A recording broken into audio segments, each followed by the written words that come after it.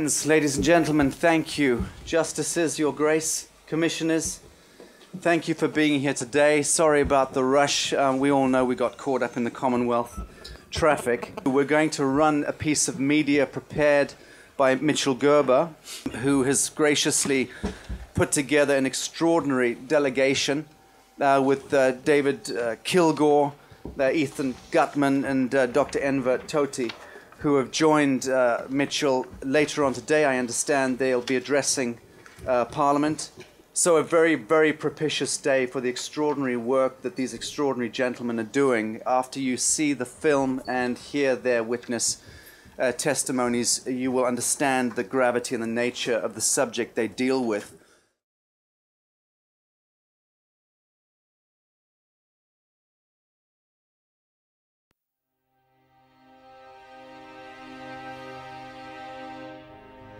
We call it a new form of evil on the world. It's never been done by any government in the past, to take a large group of its own people and say, we're going to kill you without any kind of a trial, and we're going to sell your vital organ parts. An individual from the United States or Canada, for example, could anticipate undergoing transplantation on a specified date.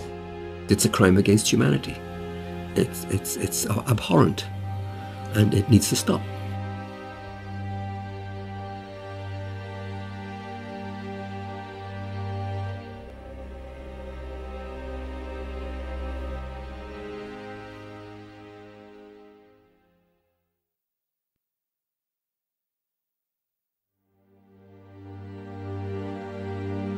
If you're going to go to China and you're going to get a liver transplant during the 3 weeks you are there, then that means someone is going to go schedule an execution, blood type and tissue type the potential executee, and have them ready to go before you need to leave.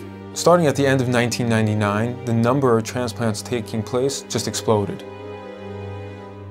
China carries out more organ transplant surgeries than any country besides the United States. But unlike other countries, China has no effective organ donation program. That's because culturally, Chinese people believe the body must stay intact even after death. China's Deputy Minister of Health, Huang Jiefu, has suggested that there are 7,000 transplants every year from the deceased, and that more than 90% come from executed prisoners.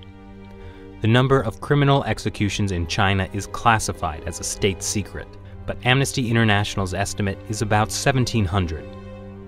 The numbers just didn't add up. It's just too large of a discrepancy there.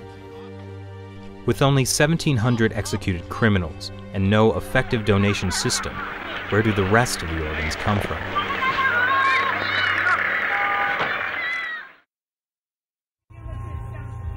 Zhao Shuhuan was put in a Chinese labor camp because she practices Falun Gong. 我每到一个劳教所，他都会让我们检查身体，给我们抽血验血。每个劳教所都是。 We estimate that in the period between 2000 and 2005, there are 41,500 transplants which have no other explained source. I'm absolutely convinced that over a long period from 1999 onwards, organ harvesting from prisoners has been taking place, especially with Falun Gong. 他领了到他那个马三家教养院有医院呢。 那个医院就是做我这理解好像就是验尿啊，抽干戈。 Doctors would come into the camps, they would look in their eyes, they would examine their organs with ultrasound and the like, and they were the only people in these camps who were medically examined thoroughly.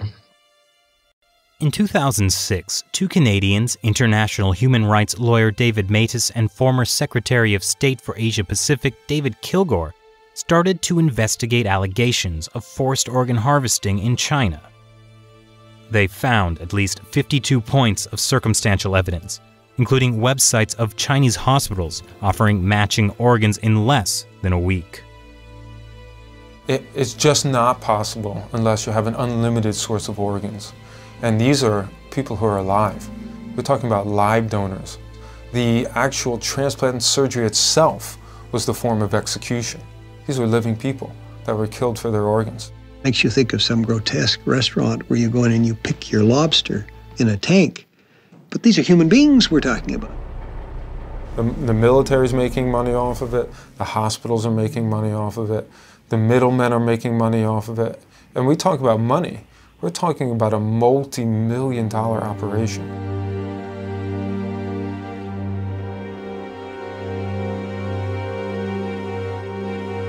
Journalist and author Ethan Gutman decided to carry out his own independent investigation. We had witnesses of disappearances, people who'd been examined and then had disappeared, busloads, entire prison wards which had been emptied out. The signs began to look like something much, much bigger. Like Tibetans and house Christians, millions of Falun Gong practitioners are being persecuted in China for their beliefs. In 1999, Communist Party leader Jiang Zemin issued orders to break them financially, ruin their reputations, and destroy them physically. Since then, thousands of Falun Gong practitioners have disappeared without a trace. What happened to the disappeared? They, as far as we know, they're still there in these camps. Many of them been killed through organ harvesting, but the rest are still there, and they're the organ data bank for China. Around 1999, there were around 150 transplant centers. 6-7 years later, they had 600 transplantation centers. This is an increase by 300% within such a short period of time without an organ donation program. Military hospitals get watched in China, okay? There is nothing they can do without the party central taking note of what they're doing. Was this run by triads? No. This is run by the state. This was murder, and it came from the state. This is a crime against humanity. We should do our best to identify those specific individuals who are engaged in this and put them on the list of people who deserve to be brought to justice. In 2006, when this came out and we realized that they were killing prisoners of conscience for their organs, it was doctors that took the front line in trying to stop this. Every day there are a dozen of people that are executed or killed for organs in China. So we have to bring out the message, we have to inform medical doctors to stop this practice. But it's not only the medical community that's getting informed. The U.S. State Department mentioned allegations of forced organ harvesting in its annual Human Rights Report on China in 2011 for the first time. On October 3rd, 106 U.S. congressional representatives signed this bipartisan Dear Colleague letter to the State Department, demanding they reveal information on organ harvesting that they may have obtained from their sources in China. This barbaric human rights abuse must be stopped, but to stop it, we first have to further expose it. And with even more petitions circulating online, the issue is starting to get worldwide attention, but more needs to be done.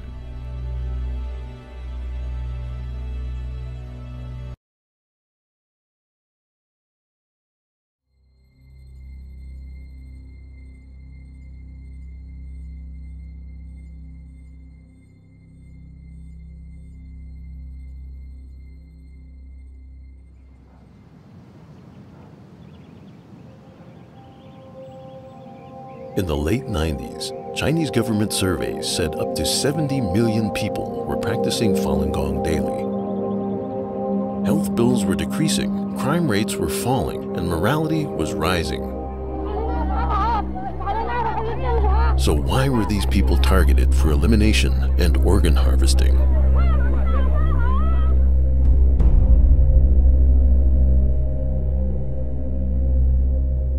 Mona Ye was one of the millions meditating in parks every day. There was a park across the street from my house.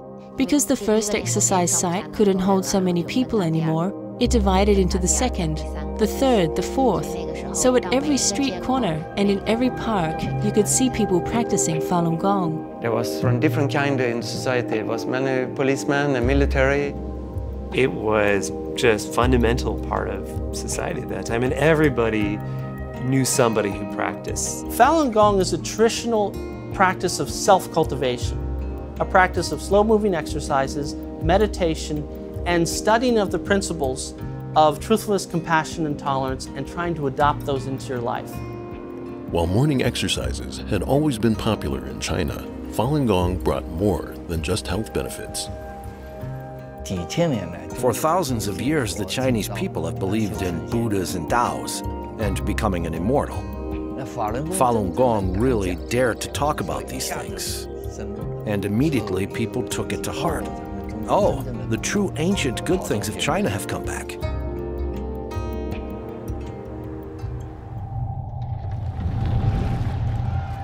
However, after 50 years of political campaigns to destroy traditional beliefs, any revival of spirituality was seen as a threat to communist rule.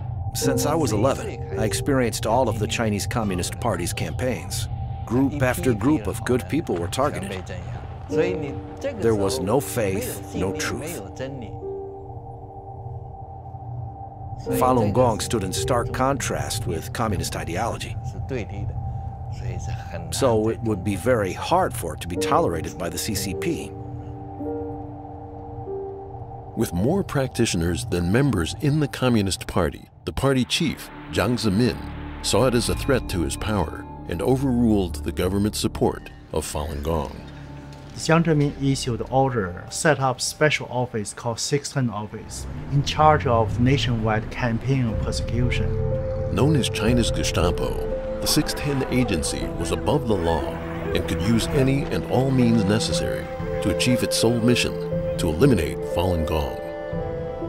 The nationwide campaign began July 1999. People were disappearing. I couldn't find my friends. You know, one day there were 30 of us in the park, and the next day they're gone, and in the middle of the park, tacked on the tree was a government declaration that this has been outlawed. First time I heard about the persecution, I didn't believe it at the first. And when I heard my mom was into labor camp, I was very worried. And later on, my sister was put in the labor camp. My younger brother was put into jail. Basically, my family is just torn apart. When this family is torn apart, actually, I feel inside torn apart. Like many practitioners, Pan Qi went to Beijing to appeal. She was arrested and imprisoned in the infamous Masanja labor camp. I often hear the sounds of electric batons, and frequently in the middle of the night, I hear heart-wrenching screams from practitioners.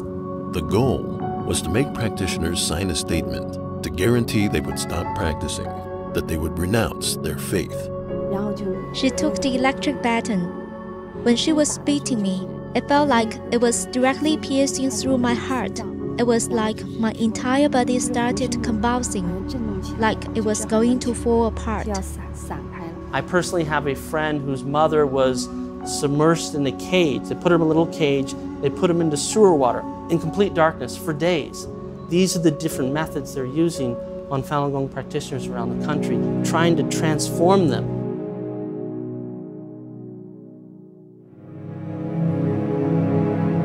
Hu Zhiming was teaching practitioners how to break through internet censorship in Shanghai when he was arrested. Police did not know what I did, but they knew that I practiced Falun Gong. So they arrested me first. Then they investigated my background and arrested everyone who had been in touch with me.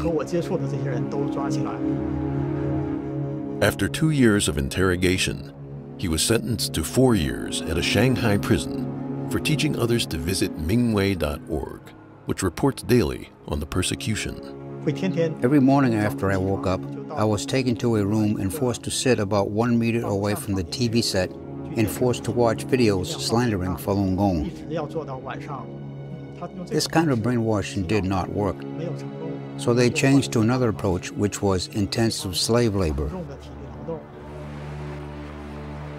Outside the labor camps, propaganda campaigns against Falun Gong were running 24/7 on all media. Like you turn on the TV, and literally the only way to describe it is propaganda marathons. You'd have mass book burnings. organized by the party. Steamrollers going over Falun Gong cassette tapes and CDs. Essentially, it's a process of demonizing and dehumanizing, incessant propaganda. In January 2001, Chinese Central Television broadcast this news that people were setting themselves on fire in Tiananmen Square, and they claimed that these were Falun Gong practitioners. This propaganda story used a mother and her 12-year-old daughter. It was a major turning point in the CCP's campaign. They turned Tiananmen Square into a movie set, and they used movie techniques to try to create something, but it was staged. Because state-run media broadcast it constantly for a year, people around China, their views on Falun Gong started to change. Initially, the Communist Party was very public about its campaign against Falun Gong. But what happened after about, I would say starting from 2002, is that you started to see really almost more of a media blackout. Falun Gong simply became a taboo topic.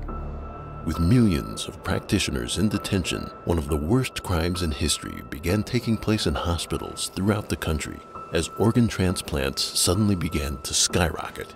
We've been asked to investigate allegations that there has been harvesting of organs of Falun Gong in China. Our bottom line conclusion, after considering everything as best we could, was that the allegations are true. I began conducting comprehensive interviews with medical professionals, Chinese law enforcement personnel, and over 50 refugees from the Laogai system. But I estimate that 65,000 Falun Gong were murdered for their organs from 2000 to 2008. Essentially what organ harvesting means is they're taking Falun Gong practitioners literally like cattle, holding them in prison camps, testing their blood and other vital organs, and when someone comes into the country that needs a heart, a liver, a kidney, they find a match, they take the Falun Gong practitioner, extract their organs, of course killing them in the process.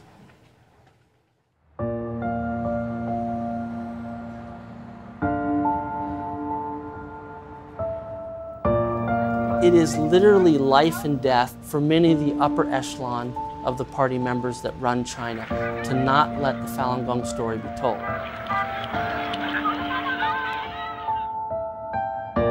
Falun Gong has been exemplary in its response. It has never dealt with violence in a violent way. It's always responded with forbearance, with love, with truth, with patience, and ultimately that's going to prevail.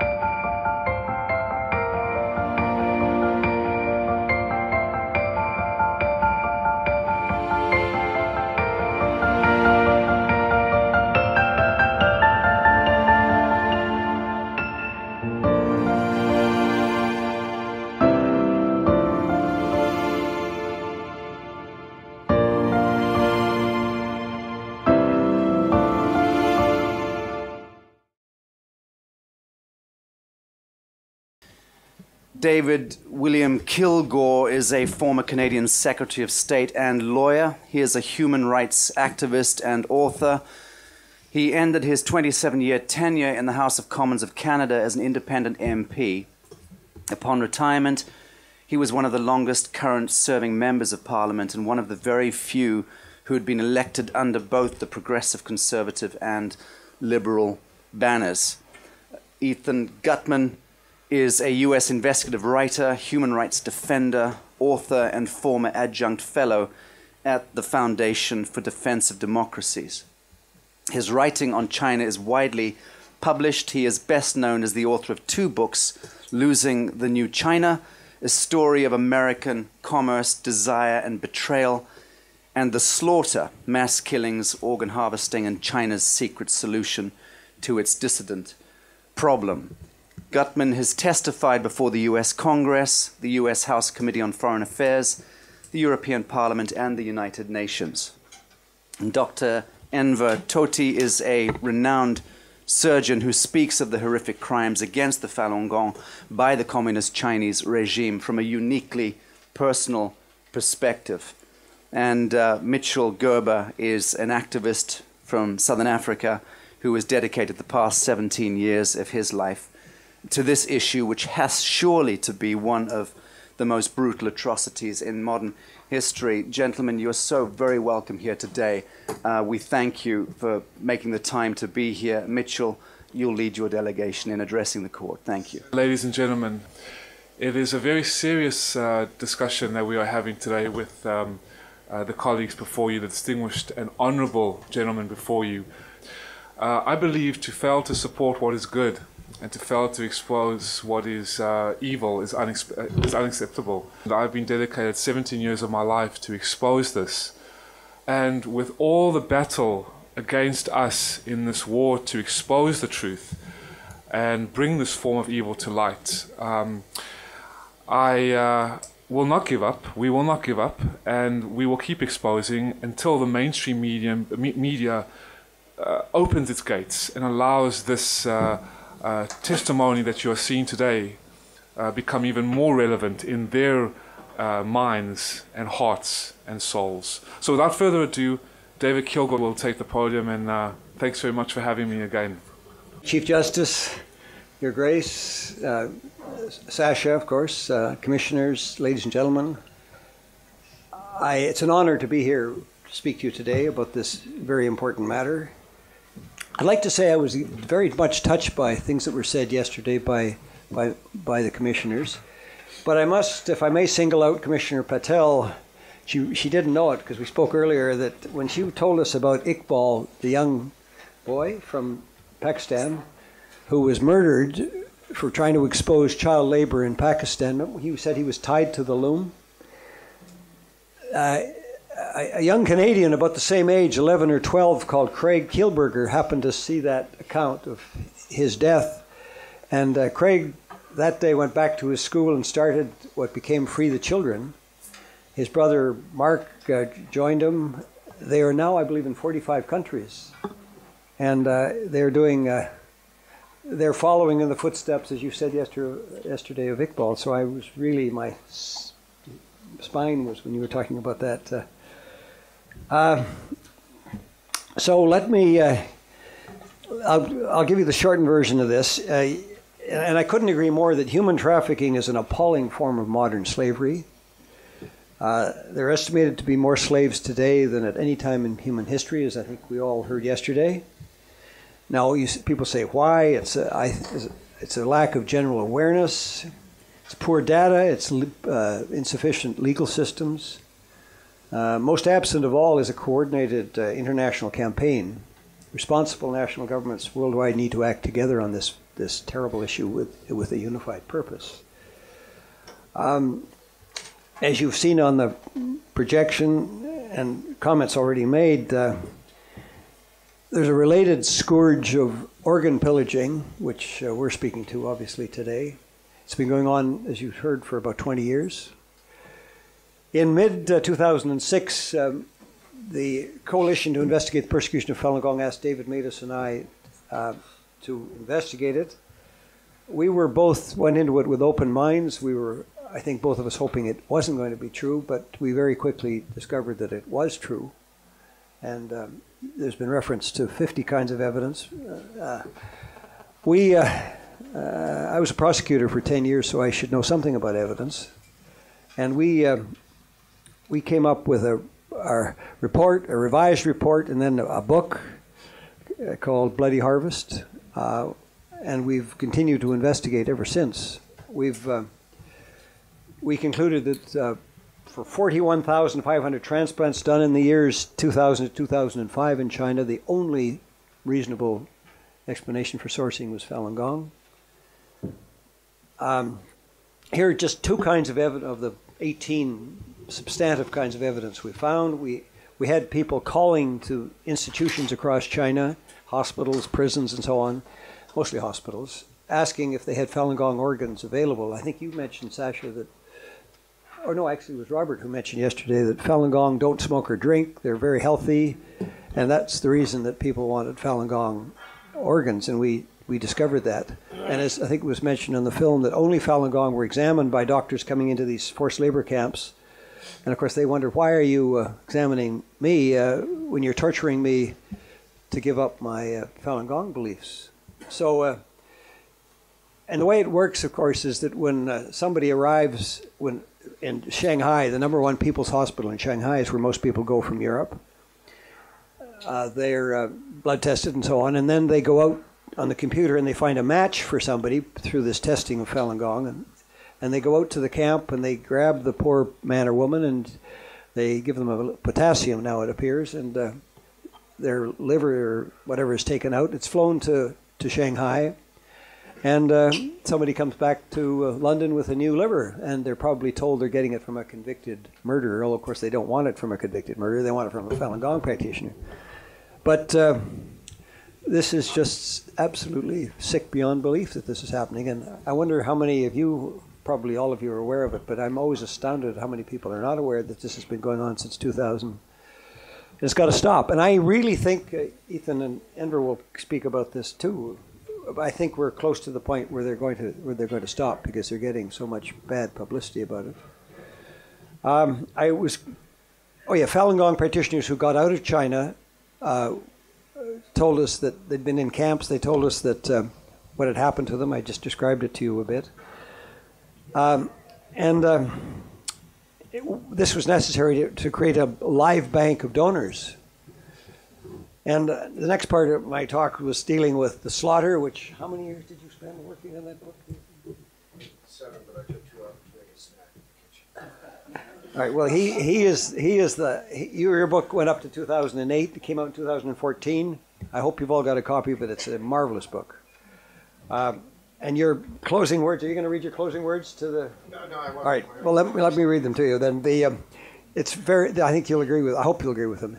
No Western entity possesses the moral authority to allow the party, the Communist Party of China, to impede the excavation of a crime against humanity in exchange for promises of medical reform. As a survival mechanism for our species, we must contextualize, evaluate, and ultimately learn from every human descent into mass murder. The critical thing is that there is a history, and only the victims' families can absolve the party from its weight, close quote.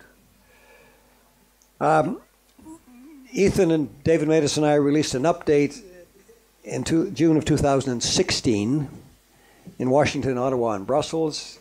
You can access it from our website. I hope you all will. It's got 470 footnotes. We don't want you to read the footnotes, but 700 pages depending on the font size. You'd agree? So we've really gone into these hospitals very, very carefully.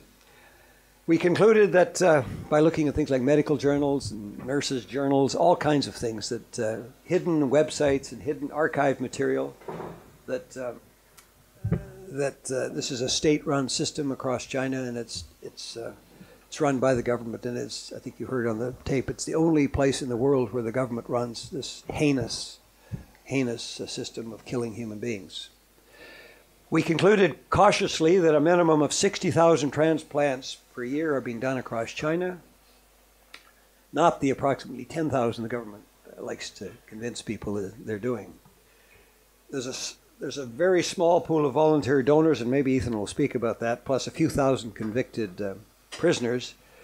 By my lawyer's arithmetic, which you know is not good, about 150 people a day are being killed for their organs in China. That's a lot of human beings.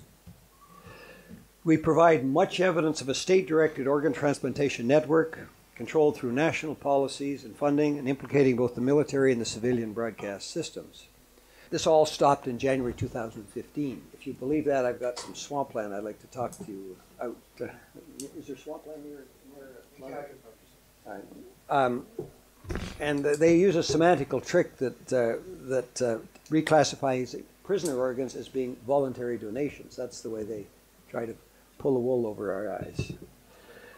Now, professionals who should know better, I include in that the World Health Organization, the Transplantation Society, the TTS, the Pontifical Academy of Sciences, have accepted the party line skipping over is Louisa Greve, who worked for the National Endowment for Democracy in East Asia for many years. Quote, the admission that China's billion-dollar transplantation industry was built on prisoner organs, close quote. Last fall, after a screening of the Peabody Award-winning film Human Harvest at a theater in Boston's Harvard Square, I stressed some points made by David Matas, which I agree with completely, and I'll just give you some of them. As you probably all know, mental health professionals responded globally to what the Soviet Union was doing with their psychiatric practices and helped, I think, to end it. But the global transplantation profession can be broken into three groups today, ladies and gentlemen. The aware, that's the DAFO group, who have read the research and realized that what's going on in China with transplantation is mass killing of innocents and cover-up. They react accordingly, just distancing themselves from the Chinese transplant profession, encouraging others to do likewise. The naive, who do not consider the research and argue that doing so falls outside of their area of expertise. They hear research conclusions on the one hand and party-state propaganda on the other, and they draw no conclusion. The foolish buy the Chinese party-state propaganda. They parrot its line that research demonstrating mass killings of innocent is based on rumor. They echo the party line that research is unverifiable, although it is both verified and verifiable. They repeat its claim that abuses are in the past when they are not. They say they don't have the time to read research into transplant abuse in China, or the grace to invite people like Ethan and Enver to their conferences that they arrange quite often. Outside of China, organ sources are either dead, or at least brain dead, before the sourcing, and alive both before and afterwards. China is the only country on earth, ladies and gentlemen, where sources are killed by organ extraction and where sources are alive before and dead afterwards. Beijing has no credible answers to the work of independent researchers who have demonstrated the mass killing of innocents. And actually, Dr. Toti is one of the most persuasive, because as you'll hear in a moment, or a few moments, he was one of the surgeons who first did these operations, and I suspect he'll talk to you about that. Given the scale of the transplantation industry in China, it's impossible to deny the search in any credible manner. Party propaganda denying official data, pretending what is there is not there, can persuade only the gullible or the willfully blind. One can only hope the willingness to confront the truth about China will prevail generally in the transplantation profession before many more innocents are killed for their organs. Yeah, I think I've mentioned the forced labor camps. It's in the text if you want to read it. But the really important point is that these people are sent on the police signature to these forced labor camps across China. A model, by the way, created by Joseph Stalin and Adolf Hitler. There are no hearing, no appeals, nothing. They work 16 hours a day, we're told. They make consumer products. We've heard about people making Homer Simpson slippers, McDonald's toys, Christmas decorations, obviously for multinational companies outside of China. And as I say here, inmates, this constitutes gross corporate irresponsibility and a violation of WTO rules, calling for an effective response by all trading partners of China. The U.S. had a law saying you couldn't import products made with slave labor, but I think Ethan will agree they didn't enforce it. About a year and a half ago, I think they tried to tighten it up, and I hope they're enforcing it now, but I think it's the only country that does have such a law, hopefully now enforced. So in conclusion, yeah, you might find this of interest. James Mann, author of China Fantasy and former Beijing bureau chief of the Los Angeles Times, says, quote, and it's so true, I think you'll agree, democratic governments around the world need to collaborate more often in condemning Chinese repression, not just in private meetings, but in public as well.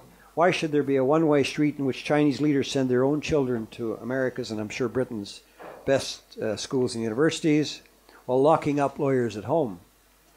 The Chinese regime is not going to open up because of our trade with it. And I know Premier Wen Jiabao is actually somebody I admire, and just before he left office, he said, quote, without the success of political structural reform, it's impossible for us to fully institute economic structural reform. The gains we have made may be lost, and such an historical tragedy as the Cultural Revolution may happen again. I don't have to tell any of you that President Xi has just been made president for life, and you probably all know too that some of Mao's worst acts occurred after he was made, or he was president for life, and some of the things he did, many of the things he did, which were truly horrible, were done because he was there for life. Governments and business elsewhere and businesses everywhere should examine why they're supporting the violation of so many human rights in order to increase trade and investment with China. It's resulted mostly in national jobs being outsourced. I wonder how many jobs have gone from Britain to China, or Canada, or the US. US, by the way, estimates that it's about 20 million jobs have gone to China, and about 50,000 factories have closed. Most of them have moved to China. Are we so focused on access to inexpensive consumer goods that we ignore the human, social, and natural environment costs paid by abused Chinese nationals to produce them? So finally, in final conclusion, the first step in a better direction is to end organ pillaging, trafficking, tourism now. Ponder the reality that even if only 60,000 transplants per year are being done across China, as I said before, that means about 150 people a day are being killed for their organs. Permit me to invite all of you to join our international coalition against organ abuse in China, which you can do very easily by simply going on our website, endorganpillaging.org. Thank you. Bravo.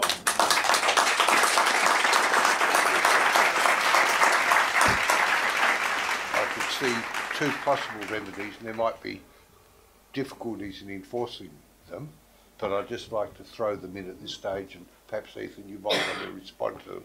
Firstly, if it was made illegal domestically for anybody to receive an organ transplant in or from China, full stop. Second is use the International Criminal Court or a similar body to name the people involved, not necessarily every member of the Communist Party, but the same thing was done after the war, where individual camp guards were named and were prosecuted and issue international arrest warrants. Now, they might be unenforceable in China, but it would certainly stop the bastards from travelling to other countries. Ethan, I'm sure everybody will have something to say, but just on your first point, I couldn't agree more. You don't even have to say China, because, as I said, there's only one country in the world where this happens. You just have to say receive a trafficked organ. And that way you don't have to mention, the unmentionable word China in your legislation. Right. That's what. Thank you so much. The second point. But let me also emphasize, because I was deeply impressed, and I own both books. I wish I had brought them here to be signed by the authors. But it's other countries too, because there are people being kidnapped off the street, and so trafficked organs are an international thing, even though this is the poster child for organized trafficking. Well, I'm going to dispute that point a little bit. What we know about trafficked organs is that it usually doesn't result in the death of the. That's the difference. Every organ is used. The hair is used. The fat is used. The skin cells are used for collagen beauty products, which British women put on their faces every night. I mean, this is something that the BBC discovers every 3 years. You can set your watch by it. But, and then they ignore the organ harvesting of prisoners of conscience issue. So I do feel like there's a fairly big distinction.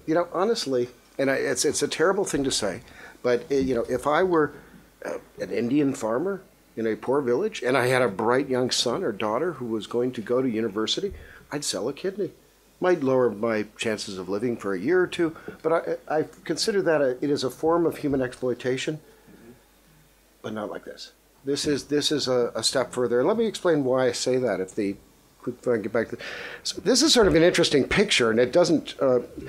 I like this picture very much, and if you look at it, it's an execution ground. We don't know exactly where. We think it's in Xinjiang, China. Look at the expressions. I don't know if you can see it that clearly, but if you look at the expressions of the faces, you've got one who's sort of reserved, he's holding himself back, and he's trying to look official. You've got another one who's trying to pretend it's all a big joke. Actually, I think he's probably a Uyghur, based on the mustache. And the one in the front is looking at us defiantly, because he's the one who just did the shooting. You see that rag on his arm? That's to prevent his uniform from getting stained from the back splatter as he fires the gun into the heads of the people that he shot. And you can see the people that have been shot there. And the reason we have this picture at all is because this is not, in China, this is an acceptable picture. These people did something. There's big character posters explaining exactly what crime they're capable of. or what crime they did. So this was a legal procedure for many years. And in fact, to this day, if China became a democracy suddenly, I have no idea whether or not they'd repeal the death penalty or they'd keep it. There are cultural differences. But I think the significance of this form of organ harvesting is this. These are the new executioners. In other words, this is not really a money-based. And the backbone of this whole thing is that it came from the Communist Party's desire to control populations, not to make money. I mean, making the money is in China, these things often get mixed up like they do anywhere. But money is really the corruption that kind of, the sort of gasoline that keeps the engine going. But the original creation of that engine was from the state. Now, these are increasingly, for the last 20 years, really since 1997, these have become potential executioners, and now they really are the ones who do it. These people are done while they're alive, and so forth. We'll get into that. I just want to introduce the books very quickly. You already have a couple of them. So Bloody Harvest, of course, is David Matus and David Kilgore, and laid down the foundation of this entire thing. It's the seminal work. It covered an amazing amount of ground, particularly given the time they did the investigation in, which it still astounds me. State Organs is an interesting book that kind of shows a building coalition about this issue, and has doctors from all over the world talking about how they relate to this issue. The Slaughter's my book. That's 2014. It's on Amazon. You know, you can get the download very quickly if you go for the e-edition, and I get more money. The update is, David mentioned it. It basically showed one thing with its 2,300 footnotes and so forth, which mostly were Chinese sources, about 90% of them. What it showed was that, you know, it's not 10,000 transplants per year. That's a Chinese claim. It's just kind of an offhand figure. It's 60,000 or to 100,000 easily. Phenomenal. That's a phenomenal figure, and it means the Chinese are by far #1 in the world in this industry. Now, I also want to dispute a little bit one thing you said, which is about the mainstream media. Now, the fact is, the mainstream media has covered this issue. It's been in the New York Times 6 times over the last year and a half. People just don't look at the articles. They don't click on them, okay? That's the truth. It's been in the Globe and Mail. It was in CNN. Our report was directly reported on in CNN and Times of London, Independent, Guardian, Telegraph. People don't click on this stuff. There's not a lot of concern about it, and this is the truth. And in fact, the resolution that we'd fought so hard for, and particularly Torsten Trey for Doctors Against Forced Organ Harvesting, passed. This resolution passed in Congress in 2016. It passed in 2 weeks later in the European Parliament. They passed almost exactly the same resolution. Now, the Council didn't pick it up, but nonetheless, the statement was made. Now, in fact, the country that's held back a bit, through no fault of Ben Rogers here, because he's one of the authors of this report, The Darkest Moment, which was the Tory report, and did make organ harvesting a big part of its analysis of human rights abuses in China. But the Foreign Office has been, really refuses to move on this issue, and actually refuses to cooperate with the European Parliament and with, strangely enough, with the Congressional Executive Commission on China in the U.S. on this. I don't know why. It's a big mystery. But the bigger mystery was what happened in China, and this map is just to give you, that's a map taken from my book, and it's really just relevant sites and locations out of my book. If you were to actually cover all the places where organ harvesting takes place and all the prisons and hospitals and so forth, you'd have a black mass over the entire East Coast. But we can sort of, if we look to the northwest there, in that desert region up there, that's Urumqi. This is the home of the Uyghurs. The home is Xinjiang, which is Uyghurs call East Turkestan. And it's at the Air Force Hospital that our story begins, and Enver will talk about that. The Urumqi Central Railway Hospital, this is where I used to work. Yeah, I know. Okay, sorry. Okay, so That's right. Actually, the Air Force Hospital is where the first organ from a political prisoner that we know of was sold in 1997. So in other words, there was an uprising. Enver will do his own story. But there was an uprising, a small uprising in a place called Gulja in 1997. And it was followed by a big crackdown. And during that crackdown, several things happened, but basically people were taken away. And young Uyghur men disappeared, and then one nurse, in fact, became convinced that this one guy was going to be harvested for his organs. He was a political prisoner. Huge distinction. He's a man who's committed no crimes. He's put his arm, Allah Akbar, something like that. That's his crime. Okay, we'll get to that. But let's go back again to before that happens. We had an established system of execution in China. Again, another picture that's come out of China. This is not considered a shocking picture. This woman killed her husband while he was sleeping. It's often used by dissidents to sort of show the brutality of China, but in fact, in China, this was kind of a popular picture. It showed justice. Now, the important thing here, though, is that they started using these organs of prisoners, and that's how the industry began. This man, I interviewed him. He described coming up to a corpse after execution and finding that every body part had been taken out. Right? He kept screaming, empty, empty. The corpse was empty. Okay, so this man, in 1994, something distinctive happens again in that area in Xinjiang, which is, he describes, he is a Uyghur guard who worked with the Public Security Bureau, the Gestapo or whatever, of China, and he describes screams coming out of the organ harvesting vans that were at the mobile execution sites, as if people were still alive when they were going in. That's the distinction. Enver's right here. He'll talk about the next part of that in 1995. Gulja is 1997. That's where you have this mild uprising, which is followed by, this was a policeman who talks about how suddenly they started patrolling the cemeteries. Okay, so young men were disappearing, and suddenly the cemeteries were completely off limits. The reason why was because the bodies were essentially being stripped before they went to the graves. At the same time, you have a comprehensive blood testing for the first time of political prisoners in particular. And this is done on behalf of 6 high-ranking Chinese cadres who arrive in Urumqi looking for organs. They get their organs eventually, and I talked to the doctor who did the testing of the prisoners. That's not him in the picture. I don't want to reveal his identity. And he did the testing, and they got their organs, and then 6 more arrived. So that was the beginning of the cycle of taking innocent people and killing them for their organs. But it was kept very quiet, and the whole Xinjiang region is very separated from China, and so it was easy to control that. And I don't see any sign that it started to become policy for the rest of the country.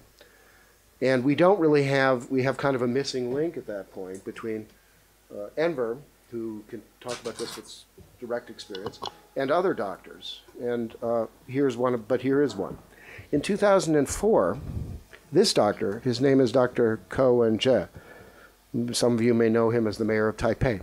So he was a surgeon. He went to China. He was looking into organs for his clinic. And everybody knew you go to China. That's a very short waiting list, about 2 weeks. You get an organ anywhere else, you wait 2 years. So he goes and he looks into prices. And he was told, well, we will give you all, the foreigner price, essentially. And he bargained. He said, I want the Chinese price. I'm your cousin.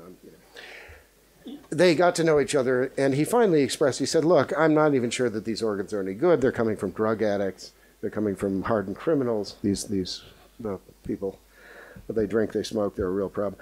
They finally said, well, look, you don't understand. All these organs are coming from Falun Gong. Okay. These people, they don't drink, they don't smoke, they practice this very healthy form of qigong, and, all your patients are going to be healthy like them. So don't worry. And he actually, this became a big issue in his election and may become an issue when he becomes prime minister of Taiwan as well. president. At any rate, let's move to Falun Gong itself. How did that happen? The big question I usually get, and we often get, is why? Why the persecution? And I would argue that there are different reasons at different times. I mean, initially it starts very much partially because of this man Jiang Zemin, partially because the group was just too large, considered to be too big, partially because the Public Security Bureau had muscles that were kind of atrophying and needed to be flexed. All these reasons are there, but I think the biggest reason is right in here. The fact is, this is starting in the real heart of northern China, Shenyang, Beijing, Tianjin, Changchun. And it was also spreading. It didn't have any limits. It was urban. It was rural.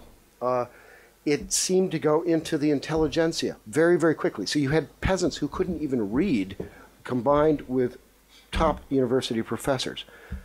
And it went here. And yes, but they really feared is that little boy there, okay? When the Chinese Communist Party was looking at that little boy wearing the army uniform, and who was growing up to be a guy like this, who was performing the exercises openly, military guys.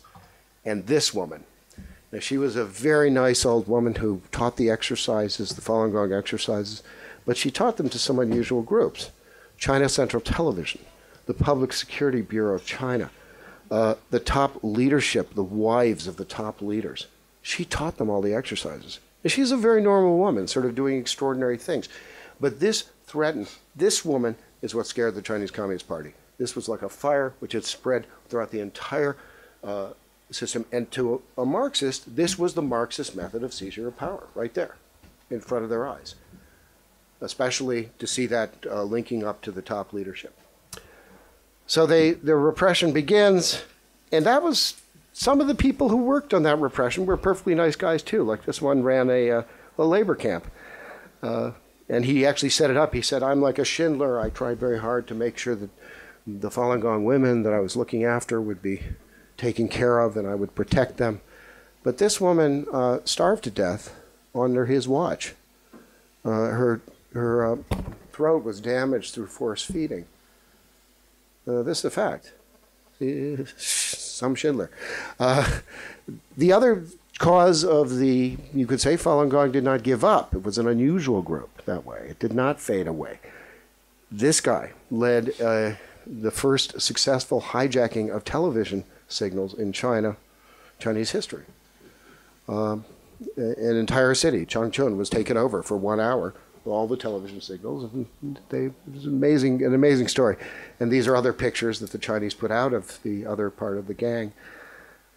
So this was, Falun Gong in its heyday. In fact, we saw something in the film briefly of that same, that's in Dalian.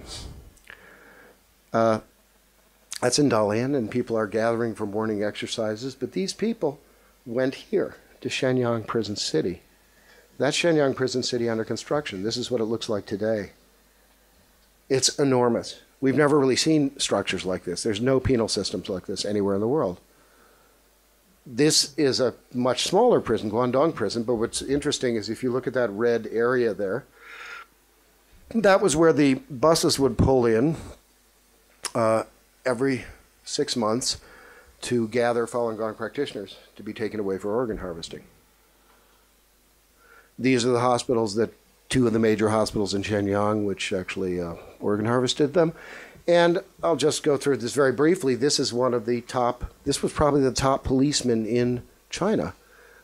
He was the right-hand man of a man named Bo Xilai, who was a contender for the presidency of China.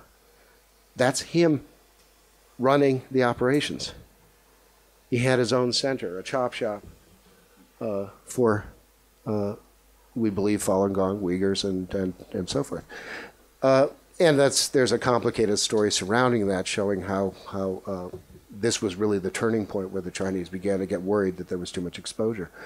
Now, just say a word about numbers. If you leave that guy in the middle out of the picture, you've got a very good representation of Falun Gong refugees. All 5 women had been in labor camp. All 5 women have been tortured. One of them, I'm not saying which one, was sexually abused very severely. And the one on the left was given blood tests that were clearly for organ tissue matching.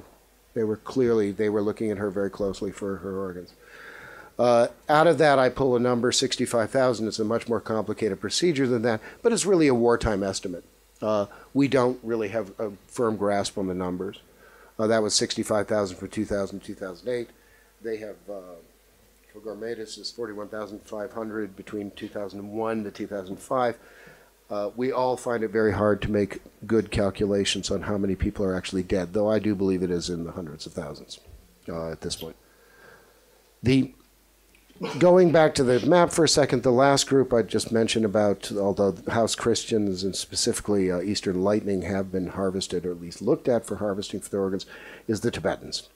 The Tibetans, now the thing that held the Tibetans back, the reason they didn't harvest them initially was they simply did not have, look at that infrastructure. There was nothing there. They didn't even have a close-by hospital. But eventually, now they built them, okay? And it came in as soon as Bombardier made that train deal to have that super fast train.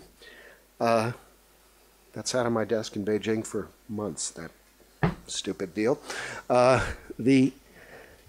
when they started shipping out Tibetan organs. David mentioned this very well, so I don't really have to go into it. He mentioned, it's so odd, the relationship we have with these people. He's in that first film. This is Delmonico, Francis Delmonico, the head of the TTS. In some ways, he's our frenemy. He's our frenemy. He basically has made a deal with the Chinese that he won't say anything impolite about prisoners of conscience, and in exchange, they'll reform. That's his deal. Now, that's a perfectly reasonable deal in many parts of the world. But what I do resent about this fellow and these fellows in general is that they act like they know something about China. They do not. China is a very difficult country. Human rights is actually a field which I think takes some expertise. I don't even think I'm an expert in it. But there are some. But they don't listen to those people. They don't listen to the China experts. It's just like some naive businessmen coming in and getting fleeced in China, and it happens every day. And this time, it happens that he's not losing money for his company, he's losing lives in the world. So this is really an appalling thing, and I'm happy to take question on it. Having said that, I mean, and there's also so much hypocrisy there. This hospital there, while they were making this kind of deal and saying nice things about China, this Tianjin Hospital was advertising on the web in English to say, come to China, get your organs. Okay? That was happening. It was happening all the way into 2014. It stopped about 6 months before my book came out. This is completely against Chinese law. In 2007, they passed a law saying absolutely no foreigners can come to China for organs. What are we making a deal here? This is that's Tianjin Hospital. It does 5,000 transplants a year. 5,000. It's the biggest hospital in the world for transplants. China's claiming it's only doing 10,000 transplants a year in the whole country. This is the Vatican. This is a Vatican meeting a year ago, and they invited the Chinese. They came under a lot of flack. Again, the press did step in. The New York Times ran an article saying this is very controversial that the Chinese are there. So again, there has been some mainstream approach. It just hasn't sort of caught the popular imagination. There has been some mainstream coverage of this. I'll skip through the numbers very quickly. You can just get an idea. This is enormous. I think there's one final thing that I see as the ultimate hypocrisy. This is a Nobel Peace Prize winner, and he's dying in his bed because the Chinese let him die. I mean, there's no way they gave him proper treatment, and they did this in front of the entire world. And yet, we're supposed to believe anything from the Chinese medical establishment.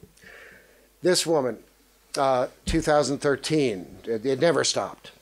She was given an organs-only examination along with 500 other Falun Gong practitioners in a single day. And now the final chapter.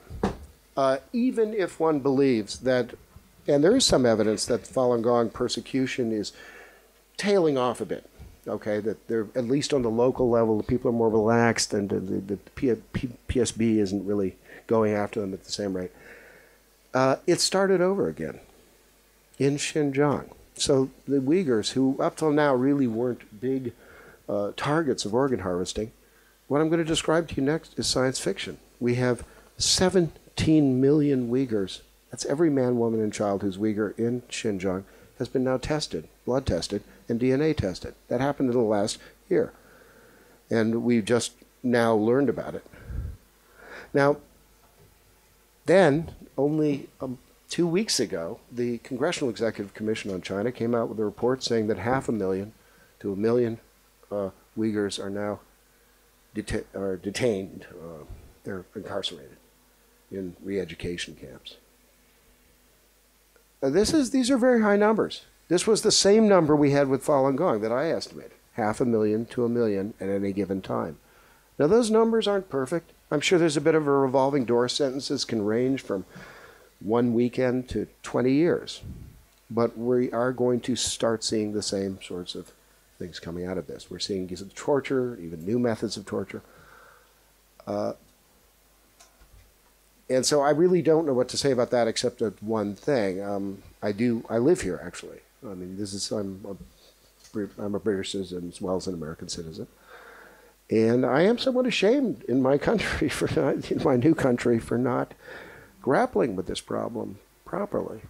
For not, at least, don't run with the Vatican. At least run with your allies. Run with America. Run with the European Union. I mean, this is. So I think that's the very least that could be done, is to make at least go through the measure of condemning this procedure. And that's where I want.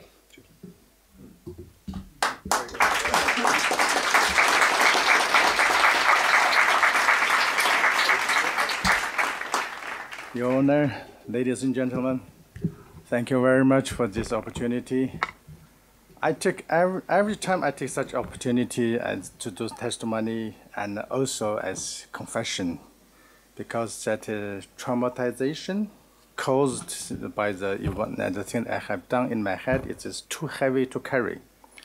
So that's why in 9 years ago, when Ethan Gutman was presenting the book in the Parliament, and when he said, "It is difficult to find first-hand evidence," and I said, "No, this is the time. I need to speak out." So since then, we become friends. The most, you have heard this to the distinguished speakers give you the general picture. I'm here to tell you how this kind of thing can happen in China. Because it can. Because I just done one. There's fundamentally difference between Western mind and the Eastern mind. The Western people, they assume innocent until proven guilty. In East, no, that is other way around. So if you look at that, your heart, my skin must be different. That is philosophy of Chinese culture. So. And this culture has been well adopted by the Chinese communist regime. So what this says is anyone labeled himself other than member of Communist Party, his heart must be different. Therefore, you are subject to whatever punishment available. And a person like me, born to that society, just like born straight into the washing machine and get my brain washed. So I genuinely believe whatever I have been told from the school, it's true. Just imagine this, the people in North Korea now. It is who I was back then. I believed it. So how I believe that anyone condemned to death by the authority is enemy of the state. And me, as the surgeon of this country, I have moral duty to eliminate the enemy of the state. And this is our mentality. Of course, I have discovered what is called human rights, what is called this civilization when I come to this country. And that is how I decided to speak out. So I saw audience and judges, they are new, so I should tell you my experience. I used to work in the Urumqi Railway Central Hospital of Urumqi as a surgeon. And we have a tour of duty to work at the outpatient department. In 1990, I spent 6 months in the outpatient department. And in that time, there was a rumor in air that somebody is stealing children's kidney. That was in air. So many farmers around Urumqi city bring their child who went missing and for 3 months. Because I'm the only one who speaks local language, so they bring the children to me, asking me to examine them if there's an organ missing. According to my record, there was more than 100, and I found 3 of them. They have scar on their body. From that scar, I can tell 1 kidney has been taken. So those 3 cases later on being proved by ultrasound examination, and they found 1 kidney missing. So that is as early as 1990. In 1995, I think that was a Wednesday, because my scheduled theater time is Monday, Wednesday, and Friday. And that Wednesday, I happened to be the one free, didn't have operation. So one day before, Tuesday afternoon, my 2 chief surgeons called me into their office and said, "Do you want to do something wild?" I said, "Of course." I was so excited because I'm young. And something wild, it means you don't get a chance to do it. Then he said, "You assemble a team and bring the mobile operation equipment and meet us at the hospital gate tomorrow 9:30. So I did. 9:30, I have my teams and with our one. And the 2 chief surgeons appeared with a car and they told us that, "Follow us." Of course, we all were young, we were so excited, said, "Well, what are we going to do?" Then we followed them. From that direction, traveling towards the west, I know that in the Western Mountain area, we have a branch hospital. I thought we were going there, but halfway we turned left again, straight to the mountain area. And I got lost. I said, "Where are we going?" Our driver, he knows. He said, "We are going to the execution ground." Execution ground, what are we going to do there? We are actually little scared. What are we going to do there? Anyway, we have been told to go, we have to go. Then we arrived there, the execution ground, it was behind a hill. 2 chief surgeons told us, "You wait here, behind this hill. When you hear the gunshots, you just turn around and go inside." Then we went silent. Everybody just not stopping smoking and standing there, don't know what to do. Probably 40 or 50 minutes later, we heard gunshots. And that wasn't not a machine gun fire. It is many rifles shot at the same time. We can tell them. So that is like this order. We rushed in. On the left side, there's a hill, and on the slope of the hill, we can see 5 or 6 or 7. I don't exactly know how many. executed body. The shot is to the head from here. So the front of head is blown away.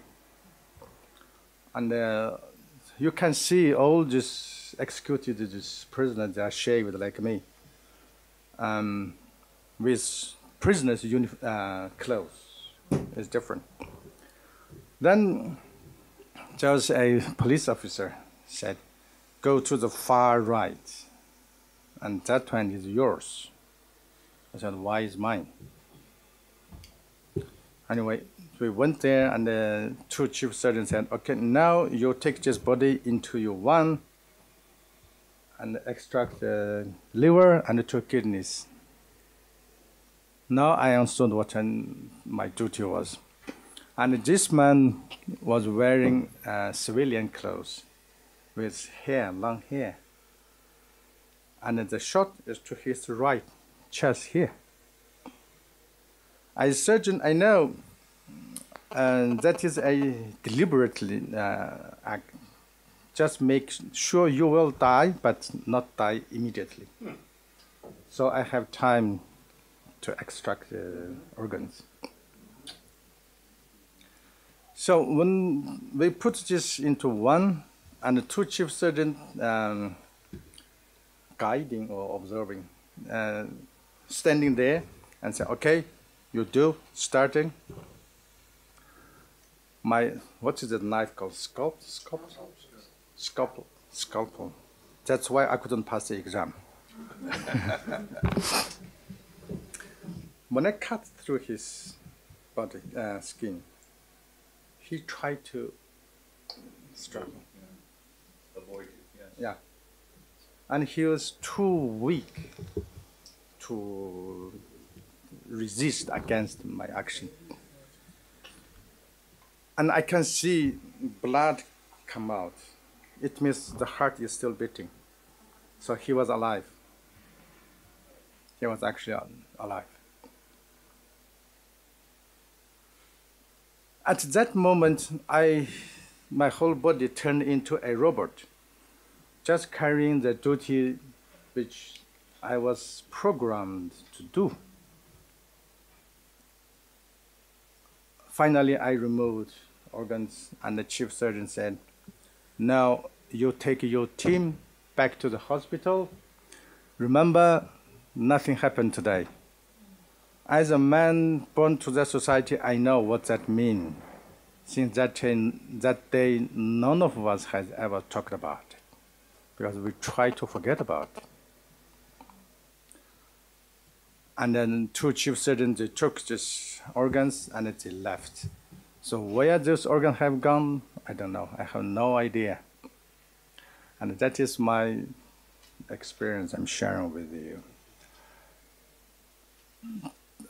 Since I started campaigning this with my friends, the most question come forward to me is, how on earth your doctor is supposed to save people's life?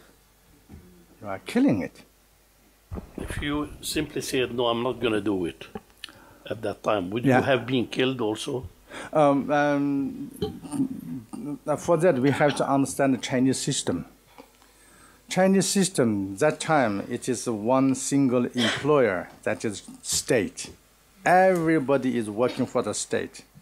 If you don't obey the order, then you're out of a job. If you're out of job in that time, China, it means you're done. You cannot get any job anymore. Your life is done. And if I may, and so you were made to repeat this terrible experience. Oh, no. No. What happened was, I guess it was because I was the only one free on that day, so I was chosen. And also, in 1995, in Xinjiang, the scale of this operation, it wasn't that big. And the reason they chosen just Uyghur people, because there's nobody else on earth is speaking for us, so nobody can, and that's how they turn our homeland into laboratory, gigantic laboratory. Then there were not only this organ harvesting, they also tested 46 nuclear bombs in my homeland since 1964 to 1996. And I was the campaigner against this, for the campaigner for the nuclear victim. And I produced a documentary film called The Death on the Silk Road to expose this victim of nuclear tests. And this is my second subject of campaigning. And let me show you this. This is a group of surgeons who published the medical paper in one of Chinese top medical journal, surgical journal. And it says, donor brought into the theater, general anesthetic applied, and truncal intubation applied. This suggests the donor is alive. And if this surgery is kidney transplantation, that's fine, because I can sell one kidney and take my money, go home. But this title says 2 cases of heart and lungs combined transplantation. And this kind of paper published in top Chinese medical journal, they openly admit they are killing this donor. Just like that slide which my friend Ethan showed you, those police, they are killing this in the field. They actually brought that execution ground into the medical theater. They kill you inside theater. They took your organs, give it to somebody else, and they leave you because you are no use anymore. And they don't tell you what happens. And that is chilling demonstration of the Chinese darkest secret. Imagining you are buying things from Amazon.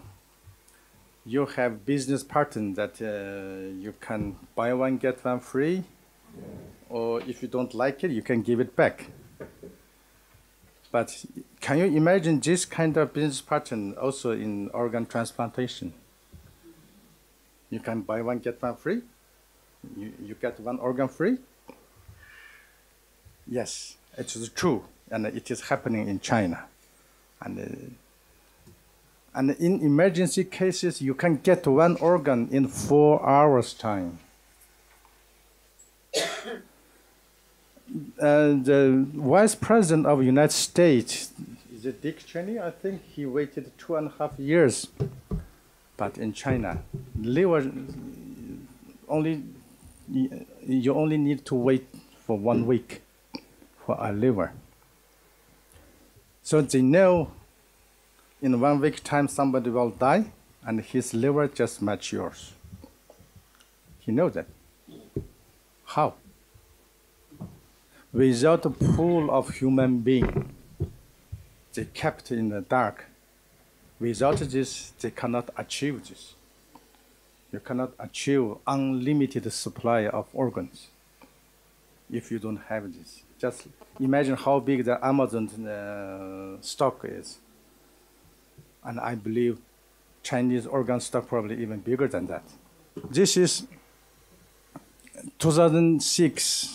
April 28, Hunan Province People's Hospital.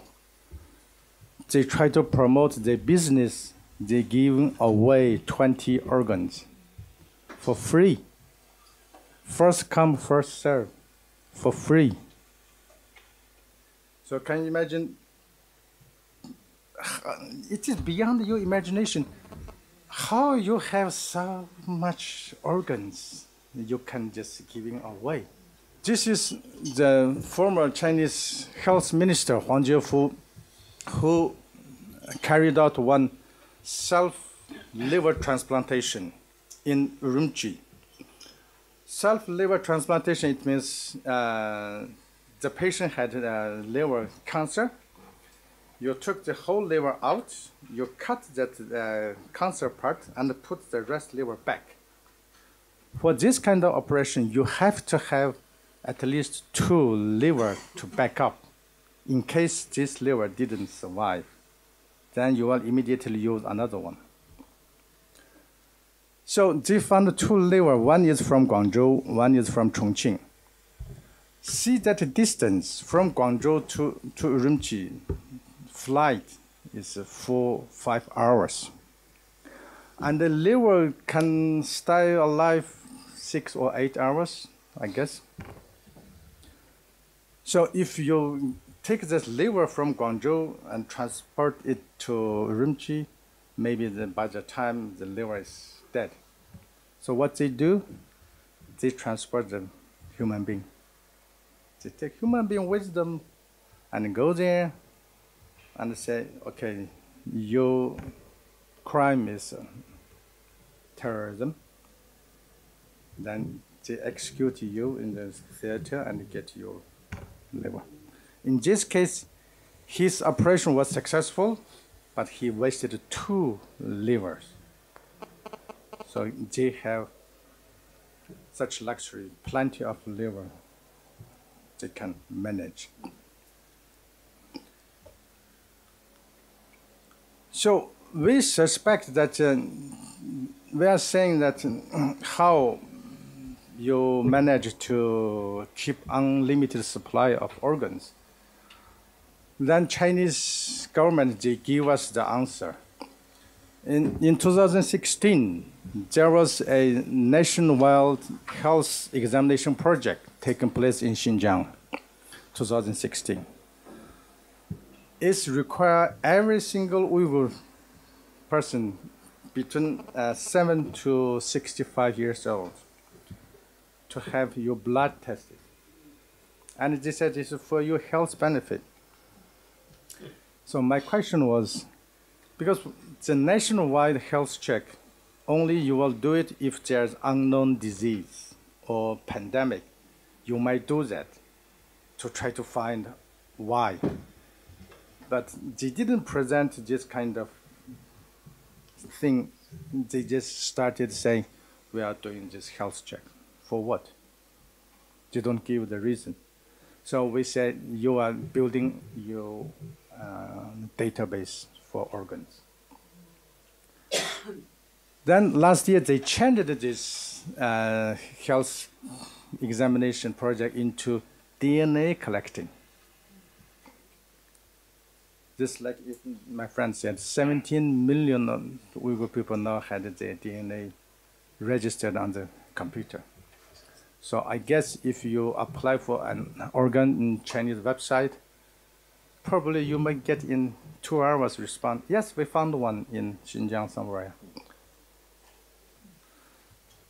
Last year I went to Taiwan. I gave tour of lecture about this, and there was one man stood up and said, one of his friends who was aware of this Falun Gong situation, who went to China for kidney, and he particularly asked surgeon, say, I know the situation with Falun Gong, so I don't want this from Falun Gong.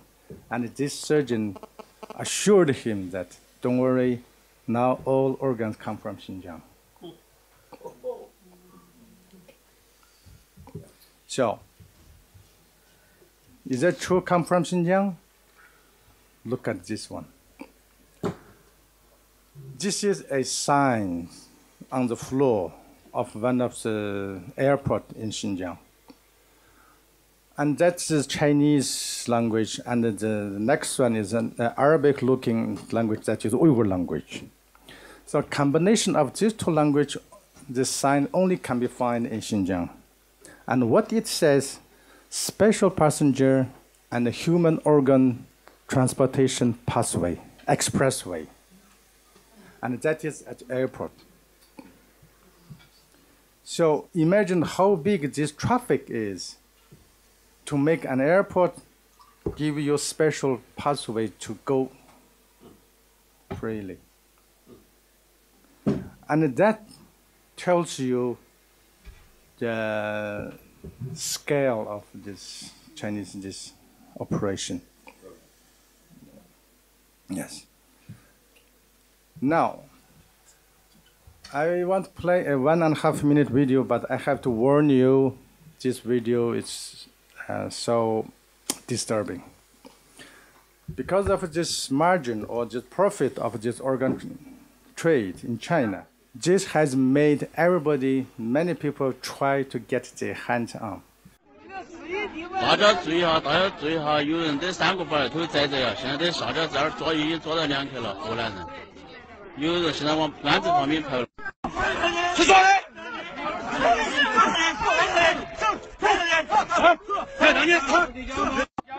又抓到2个，又抓到2个，河南的这些是又抓到2个。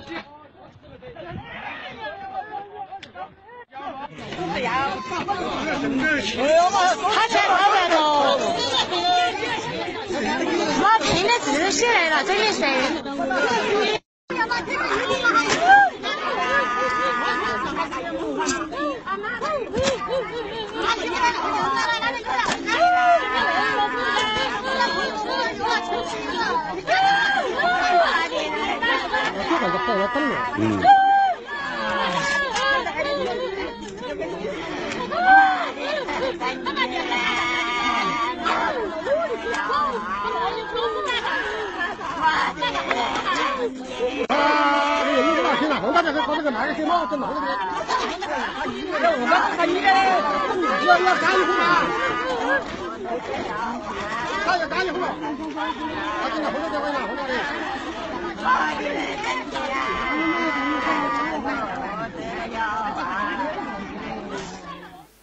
？This happened in Sichuan province.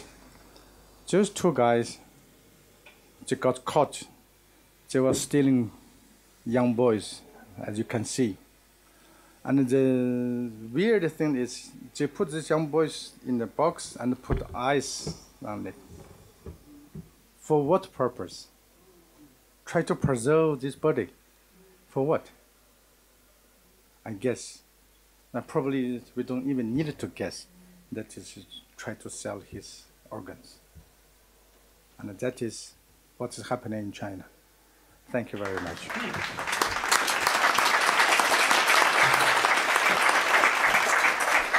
Dr. Enver Tohti, thank you very much indeed for that. About the mainstream media, yes, Ethan Gutman is very right about that, that there has been presence in them. And my goal, and this is why I got in contact with David and Ethan and Enver, to bring them on some talk shows, ladies and gentlemen. But I truly hope, and this is the breakthrough that I'm looking for on the mainstream in terms of Tucker Carlson and Fox News, Bill O'Reilly, where we can reach my dream, my aspiration, and I want to try and make it a reality, to bring these gentlemen on to these programs, the Today Show in America, where millions of people tune in. That is my aspiration. So when that time comes, I would love to. But yes, the New York Times, the Washington Post, Newsweek have definitely had some wonderful effects on exposing this, and the BBC as well, and CNN. But again, I would love to bring more exposure to this through Tucker Carlson, Fox News, and other mainstream outlets that reach 5 to 6 million people a night. And we are getting there, I'm sure. I feel the breakthrough is imminent. Yes, thank you very much for that. That testimony at the end was particularly important and affecting. So thank you very much for coming here for those questions and for your evidence as well. Just going through that, it seems to me that in your particular instance, it was not so much Falun Gong, but the Uyghurs themselves that were approached and put through and subjected to these abuses. And there are other groups as well. What other groups are involved? Actually, all people who is not communist member will be subject to this. like Uyghurs, Mongolians, Tibetans, House of Church, Falun Gongs, all. Okay, thank you very much. And the policies you say has been increasing since 2015 in regard to the Uyghurs. Now, there are other explanations for doing DNA and blood testing. It's a combination of DNA and blood. So we don't even have to get into the issue of whether or not the DNA testing can be used for tissue matching. It probably can. But they're certainly doing blood tests as well on the same person in every case. What other explanations could there be? Well, it could be for their health, but there's no evidence of that whatsoever, as I think Enver said. It could be certainly for surveillance. DNA is used for surveillance. It's one of the ways you control it. The Chinese claim the Uyghurs are terrorists, or there's a huge terrorist element. And the quickest way to prevent terrorism is to threaten their families. And if you have the DNA, simply it's impossible for people to escape. They can't get out of that identification process. So I think that's certainly one of the explanations. I have no quarrel with that. That's Human Rights Watch are the ones who came out with the DNA findings initially, the Uyghurs. And they believed it was surveillance, but I don't disagree. What they didn't think about, though, was the tissue matching applications as well. Could I please ask the learned surgeon to support the justice's question? Is there a test that can be done for tissue matching that could be concealed within a national health examination?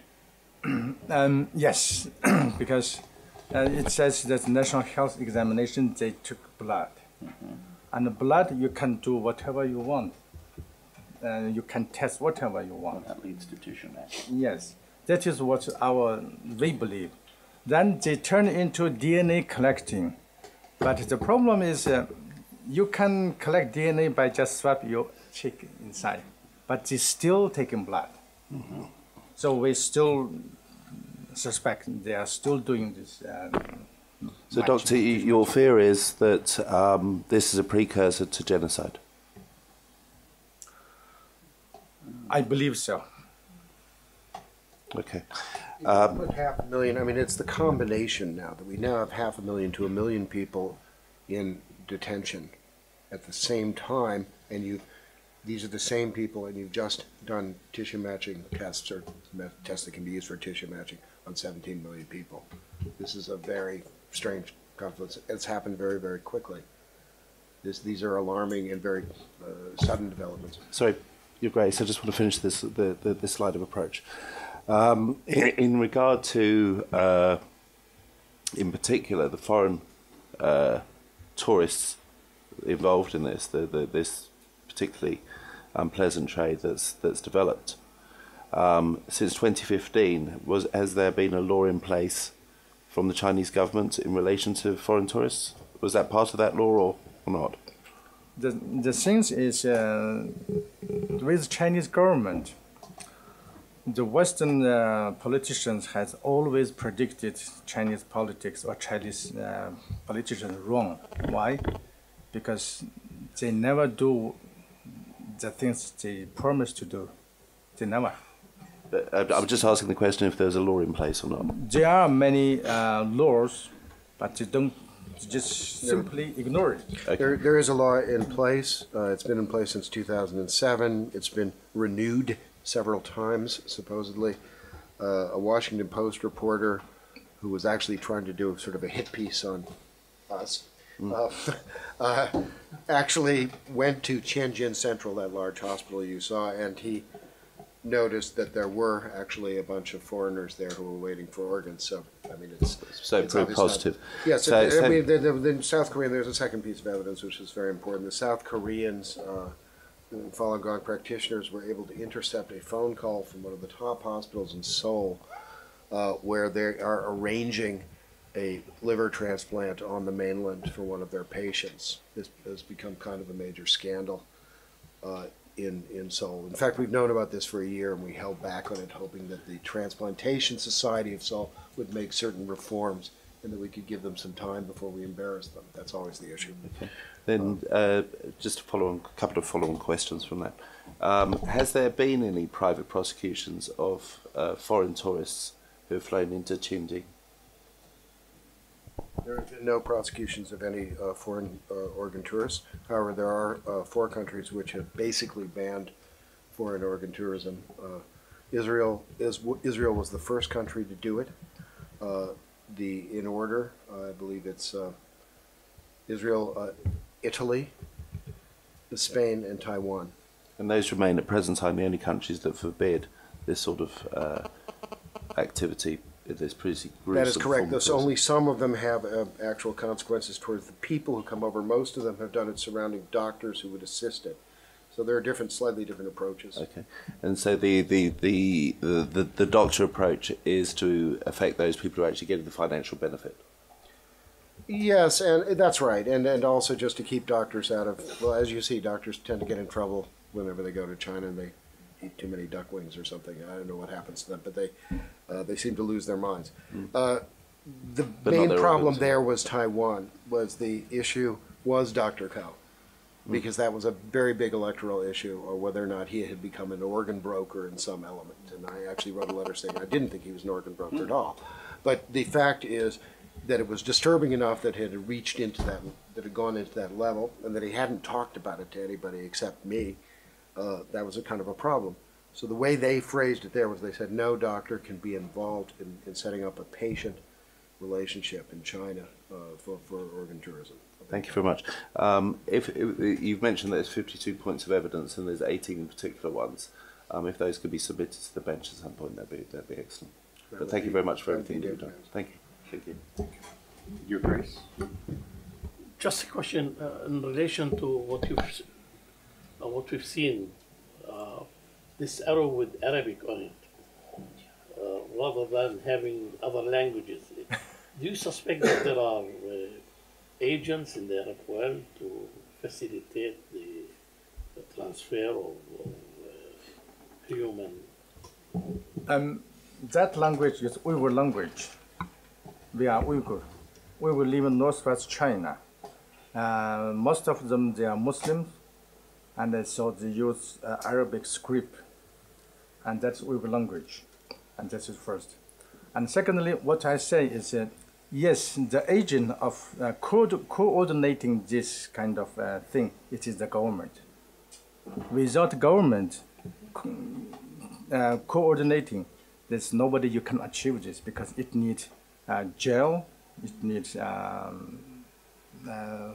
police department, transport. Yes, this big law enforcement bodies, they have to work together. Have the Chinese authorities either established or sought to establish Chinese-operated hospitals in any other countries? I ask that for a particular reason, because I am aware of one particular move that was made a few years ago. There is a new development in China. It's called China's Modern. China's Modern. What they're trying to do is China is trying to supply organ to the whole world, and that is very new.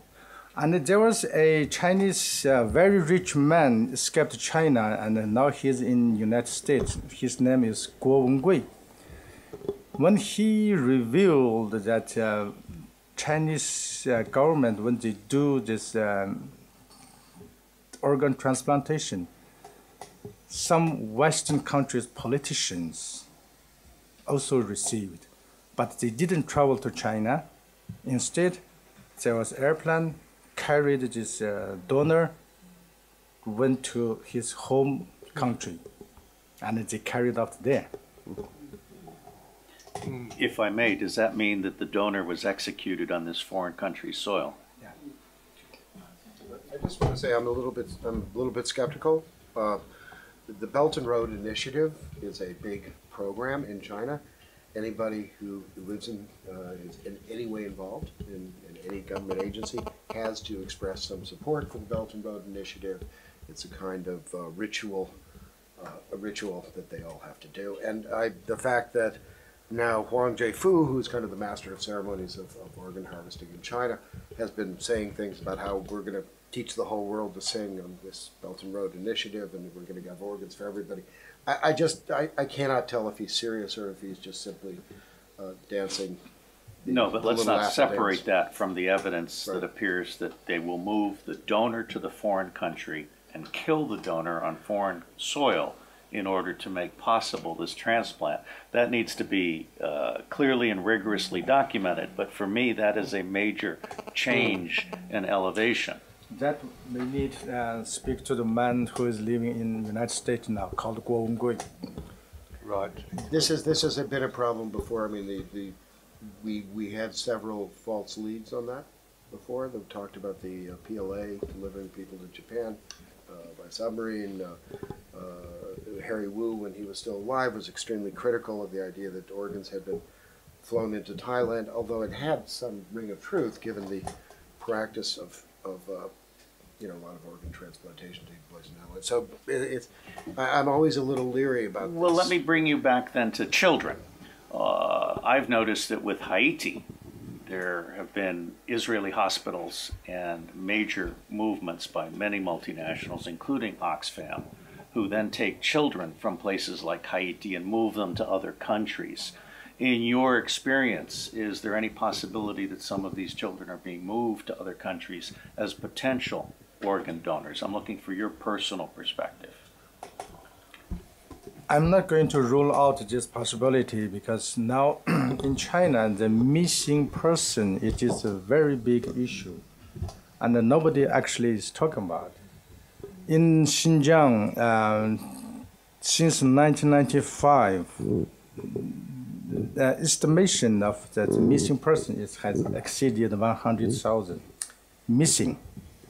We don't know where are they. One province. One Xinjiang. And how does that, as a statistic, bear against other provinces? Is it high or is it low for missing people? Because other province, everybody talk about it, but there's no actual statistic yet. There is some evidence of that China has now become the leader in certainly in sale of fetal body parts. It's anecdotal at this point, but that which would make perfect sense. The Chief Justice. I just wanted to make a suggestion from a Western point of view. It's difficult to get China to change anything that it really wants to do. We can't stop them setting up artificial islands. We can't stop them claiming the South China Sea. But I have a suggestion.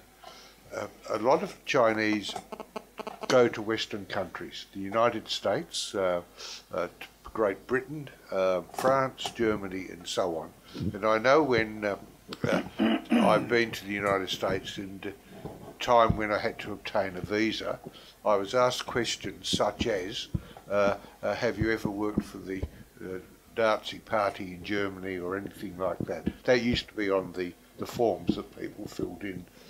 I suggest that there be an additional paragraph put on the visa forms for all countries, and I've actually written one out. I, the name goes in, have not been involved in any way with organ harvesting and transplantation, and I am totally opposed to such practice. I declare this under penalties for perjury.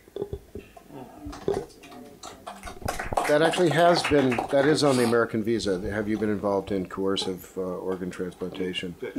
And the key reason why that's on there, that was a victory, because as David Matus puts it, it forces these doctors to lie. So they'll come in for conferences and so forth. But that's very important from a human rights perspective, because down the road, that's how you can really put the cuffs on them. I mean, is it possible to extend that then? Absolutely. Because obviously, it's one of those ones where you just go, no. Right. You know, we've been. So the way to actually perhaps extend it, maybe it takes it a little bit far. I mean, we talk about a quarter of the world's population, but maybe it is something as simple as, until this is dealt with, are you a member of the medical profession? Again, there's something we need to consider. For example, me. When I was doing it, I didn't feel guilty. And before Chinese medical reform in 2002, if any surgeon who was involved doing this, I think it is beyond his own decision or he cannot control it. But after that, it's pretty much driven by money. Mm-hmm. Very good. So if there was a note within the passport visa application that precluded entry until this matter was sorted out to a degree, whether it be that you can't come in if you're a surgeon or you're a member of the medical profession, it's wide ranging and could be very difficult for a lot of conferences, but it would really highlight this issue, wouldn't it? It does. It does, really does. And it also gives that warning to the surgeons. Yeah. Anyway. Yeah. And also many Chinese doctors that paper presented to the outside international conferences are fake. Are fake anyway. So bar them, just tell them stay there. Yeah, it'd be a big statement. Okay, thank you very much, Doctor. Thank you.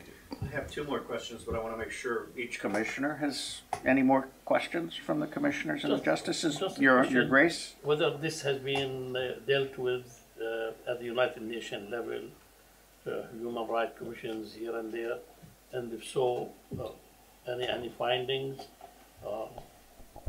They completely ignored it. Ignore?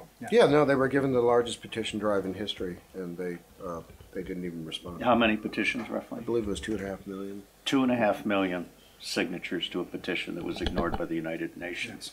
We note that with interest. WHO is also completely in China's camp. I want to bring Mitchell Gerber back into this conversation, having heard him in Bali, and there is a video of that superb presentation. Before I bring Mitchell Gerber back into the conversation, I have a question for all of you. Are you aware of the executive order out of the United States under the current administration that appears to target human trafficking? And if you are aware of it, do you think it's useful at all? I think the most promising thing I'm seeing, I'm not so aware of that, I'm very aware of the Magnitsky Act, because the State Department, this came from within the State Department, actually mid-levels of the State Department, as if a substitute teacher was running things and the kids could get away with anything they wanted. And they basically, that is the most promising point, is that if we can ban, say, 5 top doctors who both have doubled as liver surgeons and at the same time as anti-cult activities director for their province, you can take that profile, you can make those people toxic, radioactive, and they cannot come to any conferences in the UK or anywhere else, or at least in the US. That would be a profound move, biggest change we can see. If I may then, let me, as my final question, ask Mitchell Gerber, who's done so much to put all this together, what haven't we asked, what needs to be said right now in this audience that we've overlooked? I think what I would have loved to have seen are more people in terms of press, and I know Ethan, I completely agree, but my biggest concern is still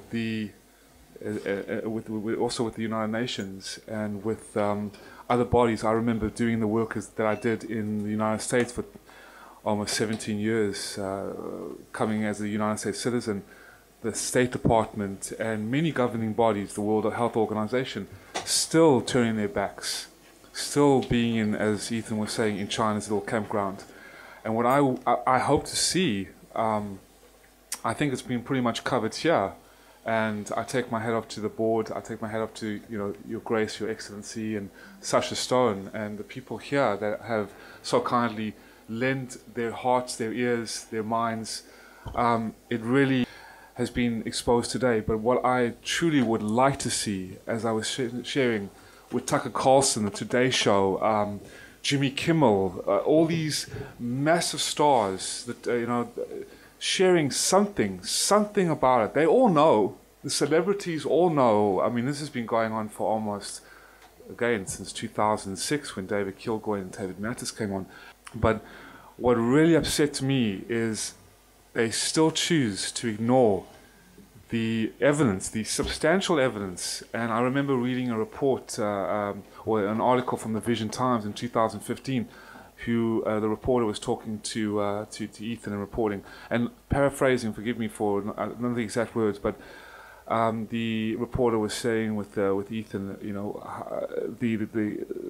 how do you know this is going on? And Ethan shared, well, look, you know, the dogs bark, the caravan moves on. No one can deny these are toxic allegations, but if you're not going to reach or read the corpus of evidence that have been submitted to this body, to other governing bodies, these gentlemen have been going around the world, as well as with Miss Anastasia Lin, who is the world Miss World Canada 2015-2016. But yet still looking at all the talk shows and all the media, I still do not see a breakthrough. And this is one big thing that I'm working on, that I'm constantly, you know, hammering, hitting their force fields, their shields. But I know China's, the communist regime is in power and is behind it all. They've taken over Hollywood in the United States. A lot of the mainstream media, especially on the left, has been bought out by the communist regime as well. So what I can do, and what I'm going to continue to, and what I would love to see, is these gentlemen go on the Today Show, go on Fox News and other organizations like that to reach the 10 million, you know, 20 million people a week that they have. So that's what I would like. Thank you, Mitch Gerber. Thank you, Council, for that last question. That was very relevant. Gentlemen, what I will say is that a seminal objective of this Commission of Inquiry is to be able to composite a body of testimonial and put it before the General Assembly of the United Nations. Possibly not this year, but next year almost certainly. So your testimony will be embedded within that official Commission report and will be of considerable substance. We thank you for coming here today. We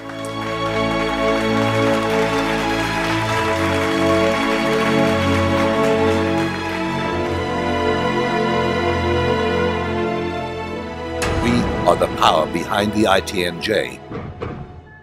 Add your voice. Sign the treaty.